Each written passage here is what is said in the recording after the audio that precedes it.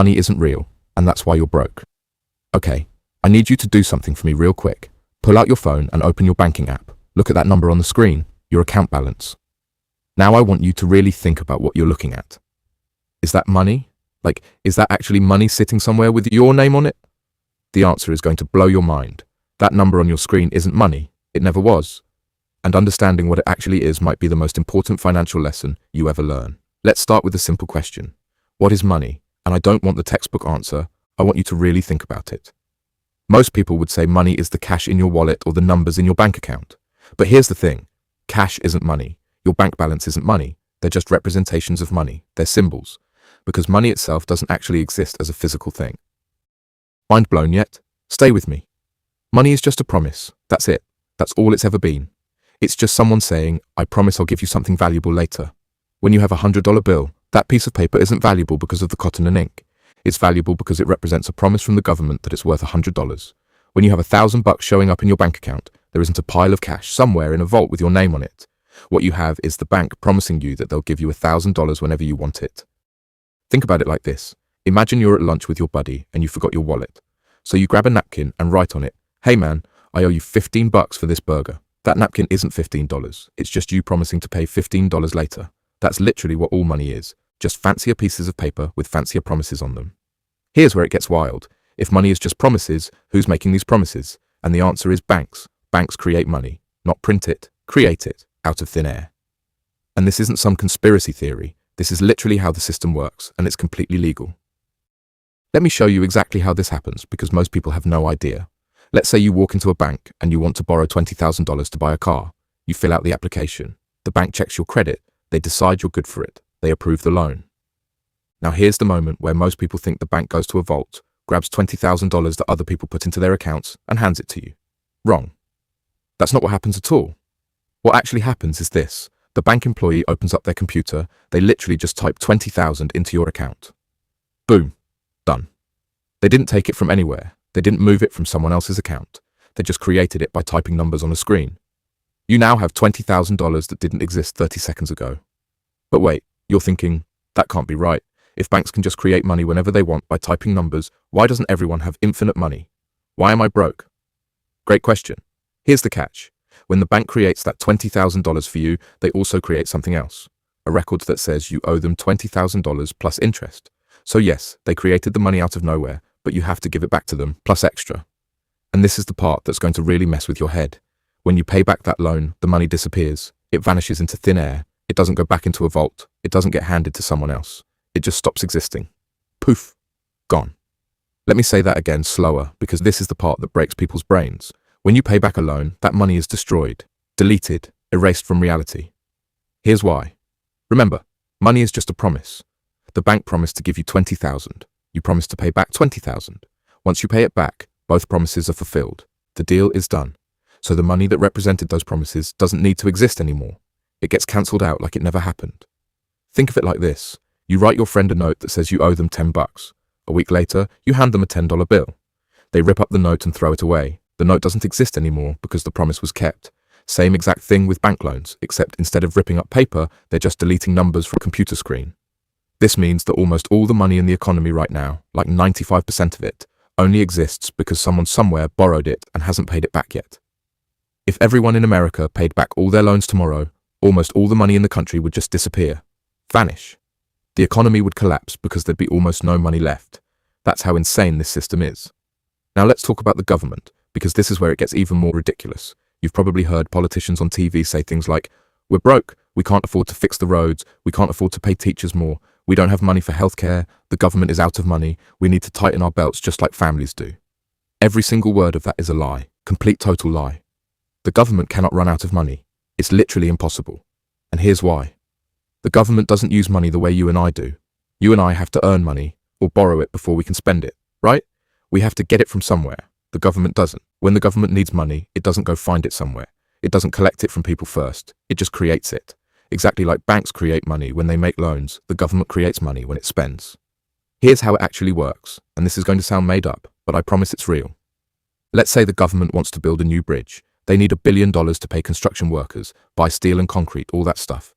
So what happens? The Treasury Department, that's the part of government that handles money, tells the Federal Reserve, that's basically the government's bank, hey, we need to spend $1 billion on this bridge, and the Federal Reserve just adds $1 billion to the government's account. They type it in. Then the government spends it by sending money to construction companies and workers. That's it. Brand new money just got created and put into the economy. Nobody had to save up that $1 billion first. Nobody had to lend it to the government. It was just created the moment the government decided to spend it. But hold on, you're thinking, doesn't the government get its money from our taxes? Don't we pay for government stuff with our tax money? This is what everyone thinks, and it's completely backwards. The government spends first, then it collects taxes after. It has to work in that order because the government is the one creating the money in the first place. Think about it logically. If the government needs dollars to spend, and the government is the only one that can create dollars, where would it get dollars from us before it even created them? It couldn't. That's impossible.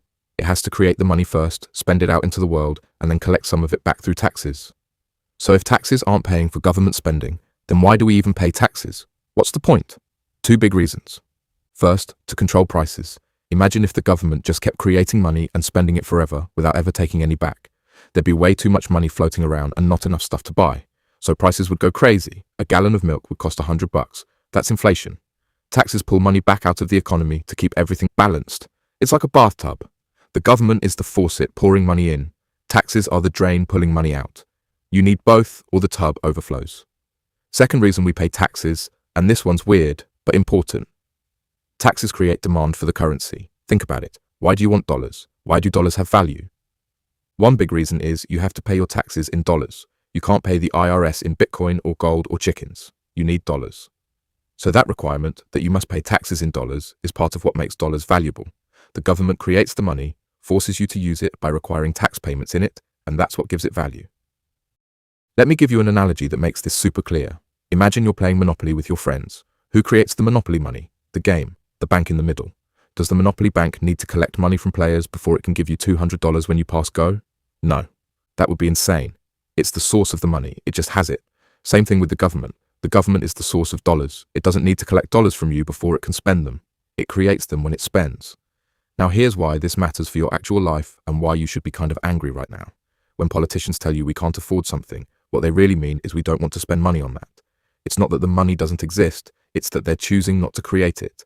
The government can always afford anything that's for sale in dollars. The only real limits are actual physical stuff and inflation. Can we afford to hire more nurses? Well, are there people who want to be nurses? Is there a shortage of humans who could do that job? If yes, then we can afford it. The government can create the money to pay them. Can we afford to fix all the bridges that are falling apart? Are there construction workers available? Is there steel and concrete? If yes, then we can afford it. Can we afford to give everyone healthcare? Are there doctors and hospitals and medicine? If yes, then we can afford it. The constraint is never money. Money can always be created. The constraint is always real stuff. People, materials, time, physical resources. If those things exist and are available, money is just a tool to put them to work. But here's where the system is designed to confuse you. Even though the government can create money, politicians pretend they can't. They talk about the national debt like it's a credit card bill that's going to destroy the country. But government debt doesn't work like your debt. Not even close. When you go into debt, you borrowed money from someone else, and you have to pay it back with money you earn from your job, right? You have to actually come up with the money. When the government goes into debt, it's completely different. The government's debt is just money it created and spent that it hasn't taxed back yet. That's it. Now let's go back to regular banks for a second, because there's one more huge lie we need to bust. You know how everyone says banks take the money you put in your account and lend it out to other people? Like you put in $1,000 and the bank turns around and lends your $1,000 to someone else who needs a car loan. That's what everyone thinks happens. It's totally wrong. Here's what actually happens. When you put $1,000 into your bank account, you're basically lending that money to the bank. The bank now owes you $1,000. They have to give it back whenever you want it. That's why it shows up in your account. It's the bank keeping track of how much they owe you. Now, when the bank makes a loan to someone else, let's say a $20,000 car loan, they're not taking your $1,000 or anyone else's money and giving it to that person. They're creating brand new money by typing it into that person's account. These are two completely separate things happening. Your $1,000 that you put in, that's you lending to the bank. The bank's $20,000 loan to someone else, that's the bank creating new money. Your money didn't go anywhere. It's still there. The bank just also created new money for someone else. Think of it like this. You give your friend $10 and they write on a piece of paper, I owe you $10. Cool. Now your friend writes someone else a totally different piece of paper that says, I owe you $20. Those are two separate promises. Your friend didn't take your 10 and give it to that other person. They just made a new promise. This is super important because it means banks aren't limited by how much money people put into accounts. That's not the constraint. Banks are limited by regulations, by whether they trust the borrower to pay them back, and by how much risk they want to take, but not by deposits. They can create as much money as the rules allow and as many good borrowers as they can find. So why does any of this matter for you personally? Why should you care that money is fake and created out of thin air? Because understanding how money actually works changes everything about how you see the world. When you understand that money is just a tool, just a system of promises that can be created whenever needed, you stop being intimidated by it. You stop thinking the economy is this mysterious, complicated thing controlled by geniuses who know better than you. You realize it's a game with made-up rules, and the people in charge are just choosing to play it a certain way. When a politician says we can't afford to end homelessness, you know that's a lie. We can afford anything we have the resources to do. When someone says the government is running out of money, you know that's impossible. When someone says we need to run government like a household budget, you know that's complete nonsense because the government creates the currency and your household doesn't. Here's the absolute bottom line. Money isn't real. It's not a physical thing you can touch. It's not a rare resource we're running out of like oil or gold. It's a social agreement, a promise system that we all decided to participate in. And the people who control that system, governments and banks, can create as much of it as they want as long as there are real things to back it up. The limits in our economy are never money. They're always choices, political choices. When a politician says we can't afford something, what they actually mean is I don't want to create money for that. I'm choosing not to. And that's fine. They're allowed to make that choice. But let's stop pretending the money doesn't exist or can't be created. It can be created whenever we want. The question is never can we afford it. The question is always do we want to. Once you really get this, you see everything differently. You stop accepting it when they say there's no money for schools. You stop believing it when they say we're too broke to fix the roads.